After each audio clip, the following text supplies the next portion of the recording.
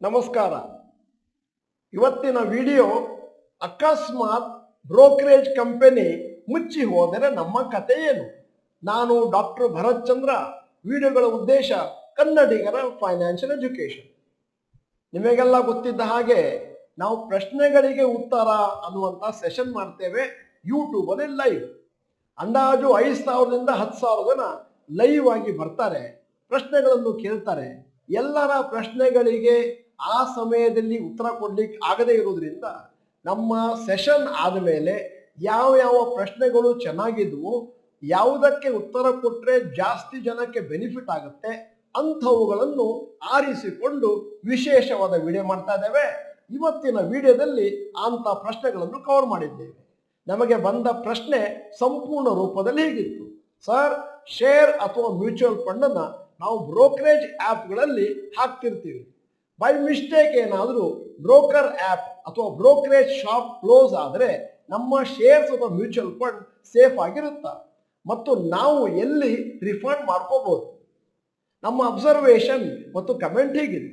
ಮೊದಲನೇದಾಗಿ, ಶೇರ್ಸ್ ಅನ್ನ ಮತ್ತು ಮ್ಯೂಚುವಲ್ ಫಂಡ್ಗಳನ್ನು ನೀವು ಪರ್ಚೇಸ್ ಮಾಡೋದು ಸರ್ಕಾರದ ಏಜೆನ್ಸಿ CDSL, NSDL ಮತ್ತು ಮ್ಯೂಚುವಲ್ ಫಂಡ್ ಕಂಪನಿಗಳಿಂದ. ಅಕಸ್ಮಾತ್ ಏನಾದರೂ ಬ್ರೋಕರೇಜ್ ಕಂಪನಿ ಕ್ಲೋಸ್ ಆಯಿತು ಅಂತಂದ್ರೆ ಏನೂ ತೊಂದರೆ ಇಲ್ಲ.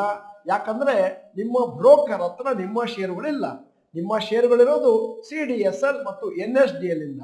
ಅದು ಕ್ವಾಸಿ ಗವರ್ಮೆಂಟ್ ಆರ್ಗನೈಸೇಷನ್. ಅಲ್ಲಿ ಬೇಕಾದಷ್ಟು ಸೇಫ್ಟಿ ಇದೆ ನಿಮ್ಮ ಶೇರುಗಳಿಗೆ, ಅಂದರೆ ಬ್ಯಾಂಕಿನ ಲಾಕರ್ನಲ್ಲಿ ಇದ್ದಾಗಿರುತ್ತೆ.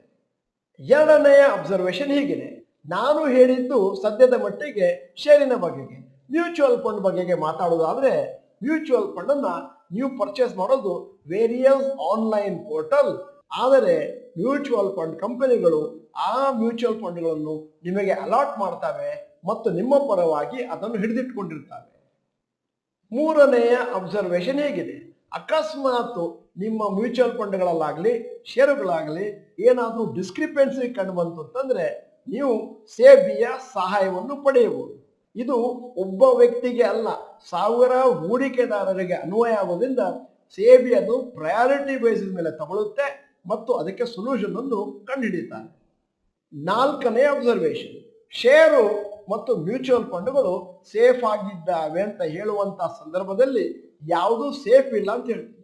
ಅಕಸ್ಮಾತ್ ನೀವು ಬ್ರೋಕರೇಜ್ ಕಂಪನಿನಲ್ಲಿ ಟ್ರೇಡಿಂಗ್ ಅಕೌಂಟ್ ಅಲ್ಲಿ ದೊಡ್ಡ ಮೊತ್ತದ ಹಣವನ್ನು ಇಟ್ಕೊಂಡು ಅಕಸ್ಮಾತ್ ಆ ಕಂಪನಿಗಳು ಕ್ಲೋಸ್ ಆದಾಗ ನಿಮ್ಮ ಹಣ ಒಂದಷ್ಟು ನಷ್ಟ ಆಗುವಂತ ಸಂಭವಗಳಿದ್ದಾವೆ.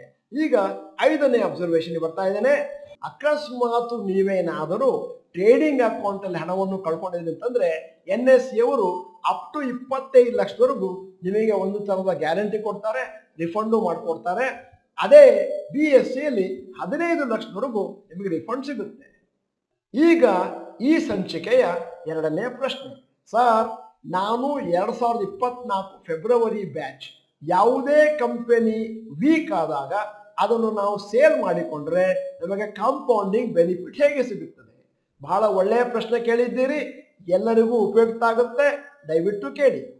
ಡಾಕ್ಟರ್ ಭರತ್ ಚಂದ್ರ ವರ್ಕ್ಶಾಪ್ ಅಲ್ಲಿ ನಾವು ಯಾವಾಗಲೂ ನಮ್ಮ ರಿಸರ್ಚ್ ಪ್ರಕಾರ ಹೇಳೋದೇನು ಅಂತಂದ್ರೆ, ನೀವೇನಿದ್ದರೂ ಕೂಡ ಒಂದು 6ರಿಂದ 10 ಕಂಪನಿಗಳಲ್ಲಿ ಹಾಕಬೇಕು, 6ರಿಂದ 10 ಕ್ಷೇತ್ರಕ್ಕೆ ಸಂಬಂಧಿಸಿದ್ದು. ಹಾಗೇನಾದರೂ ನೀವು ಹಣವನ್ನು ಹಾಕಿದ್ದೀರಿ ಅಂತಂದ್ರೆ ಕೊನೆಯಲ್ಲಿ ಬಹುಶಃ ಒಂದು 15-20 ವರ್ಷದ ಅವಧಿಯಲ್ಲಿ 1ರಿಂದ 2 ಷೇರುಗಳು ಕೆಟ್ಟು ಹೋಗುವಂತ ಸಂದರ್ಭ ಇದೆ, ಅಂದ್ರೆ ಕಳಪೆ ಆಗುವಂತ ಸಂದರ್ಭ ಇದೆ. ಅದೇ ನೀವೇನಾದರೂ ಮಿಡ್ ಕ್ಯಾಪ್ ಮತ್ತು ಸ್ಮಾಲ್ ಕ್ಯಾಪ್ ನಲ್ಲಿ ಹಣವನ್ನು ಹಾಕಿದ್ದೀರಿ ಅಂತಂದ್ರೆ ಕಳಪೆ ಆಗುವಂತ ಸಾಧ್ಯತೆಗಳು 30ರಿಂದ 60ರಿಂದ 70%. ಅಂದರೆ ಲಾರ್ಜ್ ಕ್ಯಾಪ್ ಫಂಡ್ಗಳಲ್ಲಿ ಆ ರೀತಿ ಕಳಪೆ ಆಗುವಂತ ಸಂದರ್ಭಗಳು ಅತಿ ಕಡಿಮೆ. 2ನೇ ಅಬ್ಸರ್ವೇಷನ್: ಈ ರೀತಿ ಯಾವುದಾದ್ರೂ ಕಂಪನಿ ಡಿಟ್ರಿಯೇಷನ್ ಆಗ್ತಾ ಇದೆ, ಕಳಪೆ ಆಗ್ತಾ ಇದೆ ಅಂತಂದ್ರೆ ಆವಾಗ ನೀವು ಒಂದು ಡಿಸಿಷನ್ ಅನ್ನು ತಗೊಳ್ಬೇಕಾಗತ್ತೆ. ಇರುವ ಷೇರುಗಳನ್ನು ನಾನು ಹೋಲ್ಡ್ ಮಾಡ್ತೇನೋ ಅಥವಾ ಸೆಲ್ ಮಾಡ್ತೇನೋ ಮತ್ತು ಮುಂದಿನ ದಿನಗಳಲ್ಲಿ ಅದನ್ನು ಪರ್ಚೇಸ್ ಮಾಡದೇ ಇರ್ತೇನೆ. ಯಾಕಂತಂದ್ರೆ ಆ ಸಮಯದಲ್ಲಿ ನೀವು ಅದನ್ನು ಮಾರ್ಕೊಂಡ್ರೆ ಆಗ್ಲೇ ಹೇಳಿದ ಹಾಗೆ ಕಾಂಪೌಂಡಿಂಗ್ ಸ್ಟಾಪ್ ಆಗುತ್ತೆ. ಆದರೆ ಮುಂದಿನ ದಿನಗಳಲ್ಲಿ ಮುಂದೆ ಆಗುವಂತ ಲಾಸು ಅಲ್ಲಿಗೆ ನಿಂತು ಹೋಗುತ್ತೆ. ಈಗ 3ನೇ ಅಬ್ಸರ್ವೇಷನ್: ಈ ರೀತಿ ನೀವು ಒಂದು 5ರಿಂದ 25 ವರ್ಷದವರೆಗೂ ಷೇರು ಮಾರುಕಟ್ಟೆಯಲ್ಲಿ ಹಣವನ್ನು ಹಾಕ್ತಾ ಹೋಗ್ತೀರಿ ಅಂತಂದ್ರೆ ಈ ರೀತಿ ಕಳಪೆ ಆಗುವಂತ ಚಾನ್ಸಸ್ ಬಹಳ ಜಾಸ್ತಿ ಇರುತ್ತೆ. ಯಾಕಂತಂದ್ರೆ ಇದು ಪ್ರತಿಯೊಬ್ಬ ಹೂಡಿಕೆದಾರರ ಪ್ರಯಾಣದಲ್ಲಿ ಆಗುವಂತ ದುರ್ಘಟನೆಗಳು. 4ನೇ ಅಬ್ಸರ್ವೇಷನ್, ನಿಮ್ಮ ಗೊಂದಲಕ್ಕೆ ಉತ್ತರ ಕೊಡ್ತಾ ಇದ್ದಾನೆ.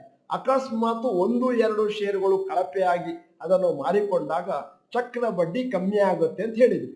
ಆದರೆ ಉಳಿದ 8 ಷೇರುಗಳಲ್ಲಿ ಬಹಳ ಜಾಸ್ತಿ ಮಟ್ಟಿನ ಲಾಭ ಬರೋದ್ರಿಂದಾಗಿ ಇಲ್ಲಿ ಲಾಸ್ ಆಗಿದ್ದು ಅಲ್ಲಿ ಕವರ್ ಆಗುತ್ತೆ. ಮತ್ತು ಅದ್ಯಾವುದೋ ಷೇರನ್ನು ನಿಲ್ಲಿಸಿ ಮುಂದಿನ ದಿನಗಳಲ್ಲಿ ಬೇರೆ ಷೇರುಗಳನ್ನು ಕೊಳ್ಳೋದ್ರಿಂದ ಆ ಷೇರುಗಳು ಕೂಡ ಅಪ್ರಿಷಿಯೇಟ್ ಆಗಲಿ ಶುರುವಾಗ್ತವೆ.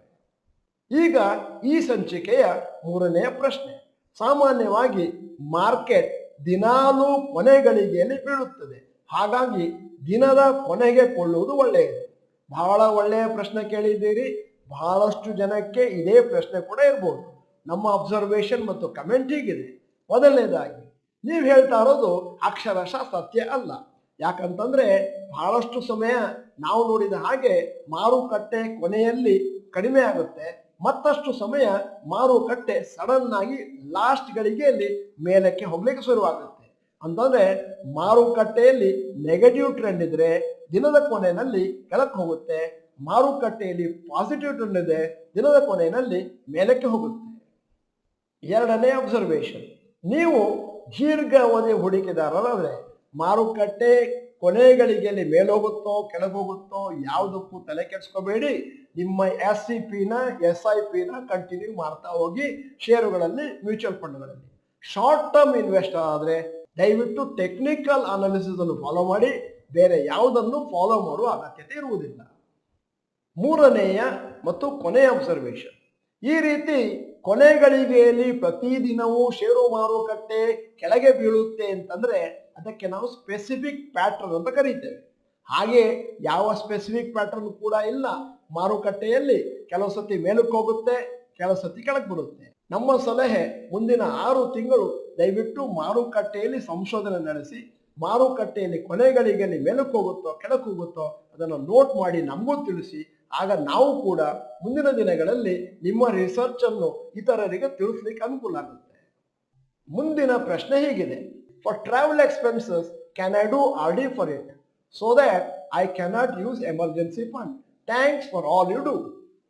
ನಾನು ಮುಂದಿನ ದಿನಗಳಲ್ಲಿ ಫಾರಿನ್ ಟ್ರಾವೆಲ್ ಮಾಡಬೇಕು, ಡೊಮೆಸ್ಟಿಕ್ ಟ್ರಾವೆಲ್ ಮಾಡಬೇಕು ಅಂತಂದ್ರೆ ಒಂದಷ್ಟು ಹಣವನ್ನು ಮೀಸಲಾಗಿರಬೇಕು, ಅದಕ್ಕೆ ನಾನು RD ಮಾಡಲಿ ಅಂತ ಪ್ರಶ್ನೆ ಕೇಳಿದ್ದಾರೆ. ನಮ್ಮ ಅಬ್ಸರ್ವೇಷನ್ ಹೀಗಿದೆ. ಮೊದಲನೇದಾಗಿ ನಾನು ನಿಮಗೆ ಅಭಿನಂದನೆಗಳನ್ನು ಸಲ್ಲಿಸ್ತಾ ಇದ್ದೇನೆ. ಯಾಕಂತಂದ್ರೆ ಎಮರ್ಜೆನ್ಸಿ ಫಂಡ್ ಅಂದ್ರೆ ಏನು ಅಂತ ಸಂಪೂರ್ಣವಾಗಿ ಅರ್ಥ ಮಾಡ್ಕೊಂಡಿದ್ದಾರೆ. ಅದನ್ನು ಯಾವುದೇ ಕಾರಣಕ್ಕೂ ಮುಟ್ಟಬಾರದು ಅನ್ನುವಂಥದ್ದನ್ನು ಕೂಡ ಅರ್ಥ ಮಾಡ್ಕೊಂಡಿದ್ದೀವಿ. 2ನೇಯ ಕಮೆಂಟ್, ನಿಮ್ಮ ಟ್ರಾವೆಲಿಂಗ್ ಎಕ್ಸ್ಪೆನ್ಸ್ ಅನ್ನು ಕವರ್ ಮಾಡಲಿಕ್ಕೆ ನೀವು ಬ್ಯಾಂಕಿನ ರಿಕರಿಂಗ್ ಡಿಪಾಸಿಟ್ ಅಥವಾ ಡೆಟ್ ಫಂಡ್ ಅಥವಾ ಲಿಕ್ವಿಡ್ ಫಂಡಿನ ಮೊರೆ ಹೋಗ್ಬೋದು. ಮತ್ತೆ ಅದರಿಂದ ಒಂದಷ್ಟು ಹಣವನ್ನು ತೆಗೆದು ಯೂಸ್ ಮಾಡ್ಕೋಬಹುದು. ಅಲ್ಲದೆ ಸೇವಿಂಗ್ಸ್ ಬ್ಯಾಂಕ್ ಅಕೌಂಟ್ ಅಲ್ಲಿ ಕೂಡ ಹಣವನ್ನು ಇಡಬಹುದು. ಇವತ್ತಿನ ಈ ಸಂಚಿಕೆಯ ಕೊನೆಯ ಪ್ರಶ್ನೆ ಬರ್ತಾ ಇದ್ದೇನೆ.